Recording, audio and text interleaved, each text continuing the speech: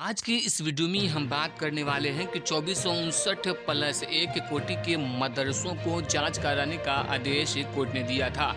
जी हां दोस्तों, 2459+1 कोटि के 609 मदरसों को जांच का आदेश पटना हाई कोर्ट ने दिया था, जिसको लेकर शिक्षा विभाग ने 27 जिलों में गड़बड़ियों को जांच करने को कहा है। सरकार ने 10 फरवरी तक जिलों से मदरसों की रिपोर्ट मांगी है। तो कौन कौन से जिले हैं, इसकी वजह क्या है, मुकम्मल बात आपको इस वीडियो में बताने वाले हैं, तो वीडियो को अंत तक जरूर देखिएगा।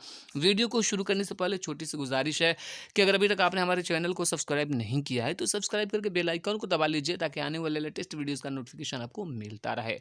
तो दोस्तों, ये देख सकते हैं आज के हिंदुस्तान अखबार की कटिंग है। शिक्षा विभाग ने 27 जिलों को गड़बड़ियों की जांच करने को कहा। सरकार ने 10 तक जिलों से मांगी मदरसों की रिपोर्ट। हाई कोर्ट के आदेश पर इन मदरसों की हो रही है जांच। पिछले दिनों शिक्षा विभाग ने मदरसों का अनुदान रोक दिया है और इन पर सरकारी नियम व मानकों के खिलाफ अनुदान लेने का आरोप है। तो कौन कौन से जिले हैं, यहाँ पे आप देख सकते हैं कि 3 सदस्यीय कमेटी जांच कर रही है। अब खबर को तफसील से देख लेते हैं।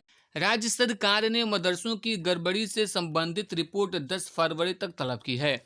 शिक्षा विभाग ने 27 जिलों से 10 फरवरी तक तमाम गड़बड़ियों की जांच करके रिपोर्ट मुख्यालय को भेजने को कहा है। इस समय हाई कोर्ट के निर्देश पर इन मदरसों का अनुदान रोका गया है।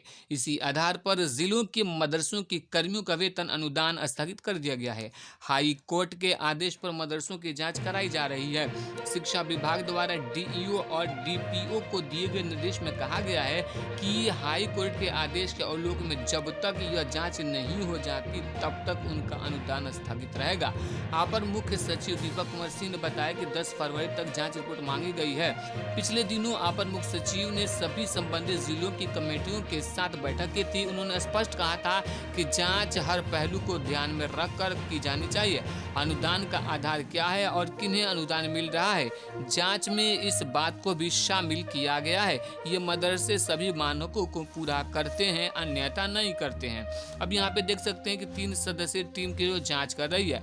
सीतामढ़ी में जाली अनापत्ति प्रमाण पत्र पर कुछ मदरसों को मान्यता देने और फिर उसी के आधार पर अनुदान मिलने का मामला सामने आया था। इसी क्रम में वहां 80 से अधिक मदरसों की जांच में खुलासा हुआ कि सरकारी नियम और उसके निर्धारित मापदंडों को पूरा नहीं करते हैं, फिर भी सरकार से अनुदान ले रहे हैं। मामला पटना उच्च न्यायालय तक पहुंचा, जहां से निर्देश के बाद अनुदान रोका गया।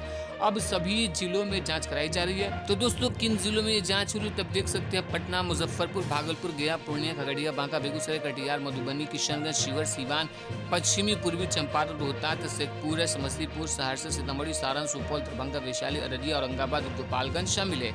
तो इन जिलों में जांच हो रही है। तो दोस्तों, क्या लगता है कि सरकार के ये बार बार शिक्षकों का वेतन रोकना और ये जांच कराना कहाँ तक सही है? क्या सच में बिहार में ऐसे फर्जी मदारिस हैं या नहीं? आप क्या सोचते हैं कि सरकार जो है शिक्षकों को परेशान कर रही है? आप अपनी राय कमेंट में दीजिएगा। वीडियो अगर अच्छी लगी तो लाइक करके दोस्तों के साथ शेयर जरूर।